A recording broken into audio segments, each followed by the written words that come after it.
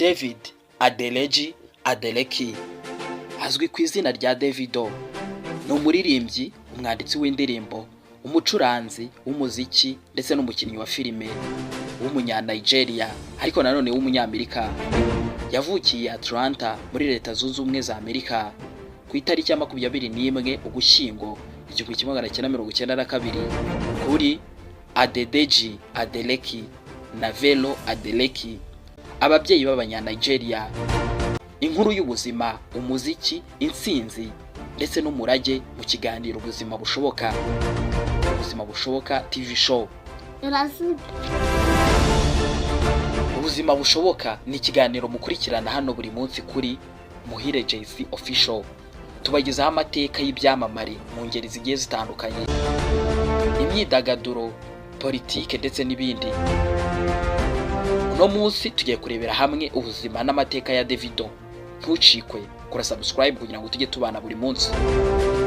Uyu munsi Davido ni umwe mu bahanzi bakomeye cyane kandi b'abanyamuziki bakomeye bahambaye, bafite izina ku rwego rwa Afurika n'isi.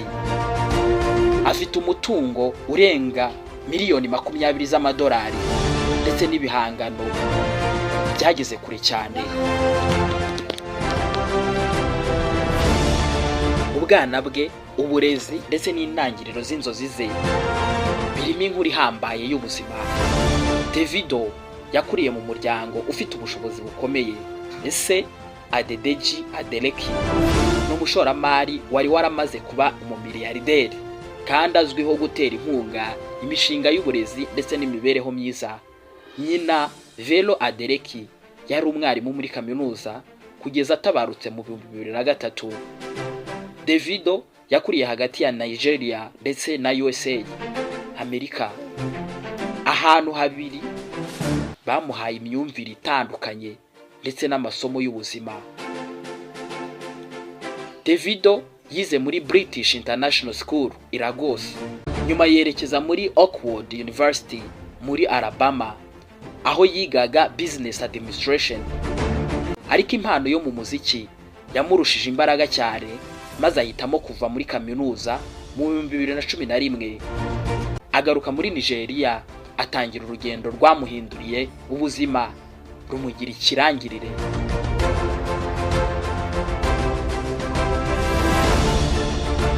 Kariyeri ye iratangaje.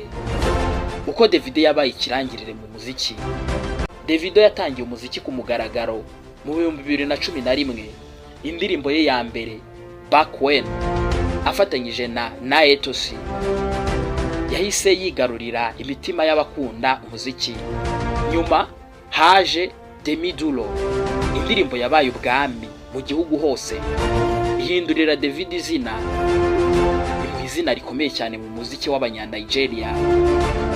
Albumu ye ya mbere Omo Baba Olowo yayisohoye mu 2012, yariho indirimbo Ekulo, All of You, Gabon Gabon. Iyi albumu yamuhesheje igihembo cya Best Newcomer muri Nigeria Entertainment Award mu 2012. Impinduka zikomeye cyane Davido yarazikoze, ibihembo n'isi yose iremera. Davido yakomeje gukora indirimbo zikunzwe. Yasohoye indirimbo yitwa Sklew, asohora Gobe, asohora Aye. Amaze kugera ku rwego mpuzamahanga, yasinyanye na Sony Music Entertainment mu 2016. Albumu ye ya kabiri yise A Good Time yayisohoye mu 2019. Yari iriho indirimbo yakoranye n'ibyamamare nka Chris Brown, Popcorn, Summer Walker. Ibi byamufashije gutera intambwe mu ruhando rw'isi. Indi albumu yayisohoye mu 2020, Better Time.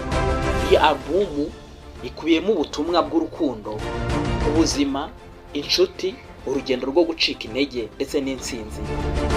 Yakoranye n'abarimo Nicki Minaj, Chris Brown, Tiwa Savage na Lil Baby.